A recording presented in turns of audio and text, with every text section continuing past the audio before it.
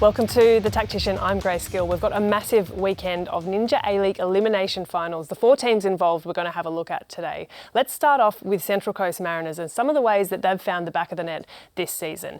Melbourne City haven't conceded many, but this one and on this occasion, this has come from really good shape, really good setup and positioning from the Central Coast Mariners. This box-shaped defence forcing Melbourne City one way, and as we see the pressure come across from Izzy Gomez, the pass only has to go back. It's a poor one on that occasion, but analyse is there to pounce on the opportunity. If that shape, that discipline is not set up in the way that the Mariners have done so well all season, this goal simply doesn't happen.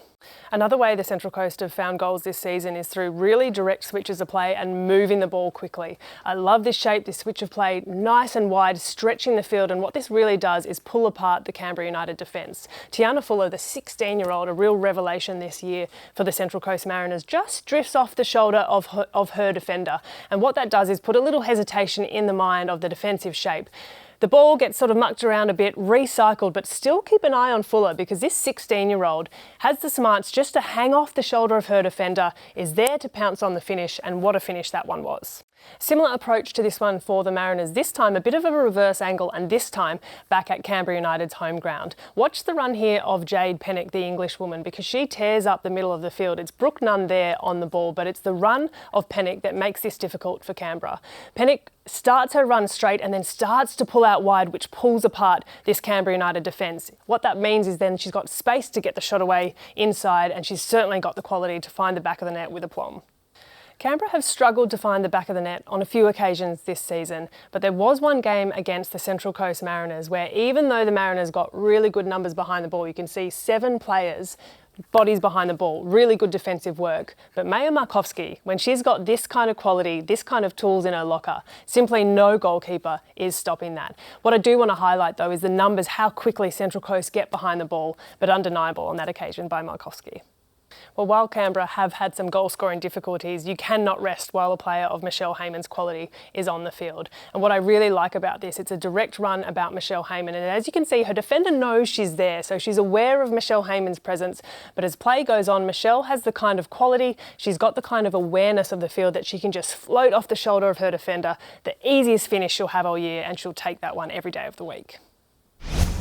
Of course, the other big elimination final taking place this weekend is Adelaide United at home to Western United, and a real key player in their team has been Erin Healy, the USA import who has come in and made such an impact to the Reds. Receives the ball at the middle of the park, which she has done so many times in the course of the season, has the option inside, which is a really good quality option as well. But Erin, in the kind of form and confidence she has, decides to turn the hips, drive forward in space. She's a really good runner on the ball, really technical, great with the ball at her feet. She runs into traffic, runs into a congested area and gets an absolutely wicked shot away. What's important to notice here though, the body shape of the defender, the hips are facing the wrong way, meaning when Erin cuts back inside on her preferred right foot, she's got a bit of time, a bit of balance, and she's able to hit that really sweetly for Adelaide. Another avenue to goal for Adelaide United this season has been a long diagonal cross. Lucia Leon getting more and more involved as the season goes on, and I love this delivery. The positioning of Leon, she's a fullback, so she's gotten really wide and high up the field into attacking part of the field, just on the edge of the 18-yard box. And as the delivery comes in over the top, she's got a lot of work to do here. She's got to lose a defender, good strength shown on the ball. She gets that front body position and is able to knock that one into the back of the net. Remembering this is a fullback, and as you have a little bit of a closer look, just watch how close she is on her defender, has to get that front position with the foot away and does so with aplomb.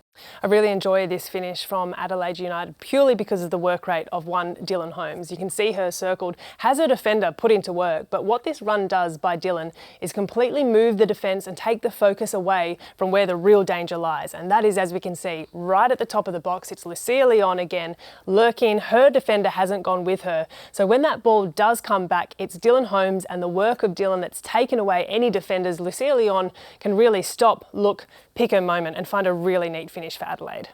Well, for Western United, they've scored just the 2 goals against Adelaide across the course of the season. So these are the kind of moments that Adelaide will be acutely aware of. Adelaide do get some good numbers back and it's a little bit jammy, but arriving late is Chloe Berryhill. Chloe Lagazzo, you might know her as. She's arrived late, which is difficult to defend against because there's a bit of space in front and she's able to jam her way through a congested area. It is a little bit of a slip and the ball's prodded forward. Nonetheless, Western United, in their rare opportunities, quick counter-attacking play, will make the most of these sorts of moments. This one from Western, almost a carbon copy of what Adelaide did to them previously. It's a run toward the byline from Catherine Zimmerman. On this occasion, it's Kiwa Hieda who's worked really hard to get herself into a good position at the top of the box. But once more, the run from Zimmerman, who's had a pretty tough time of injury this year and last, plays a really nice weighted ball back, and Kiwa Hieda has all the time in the world to walk that one into the back of the net. It's tough to defend against as a defender. A little slip from Ella Tonkin, but nonetheless a really neatly taken finish.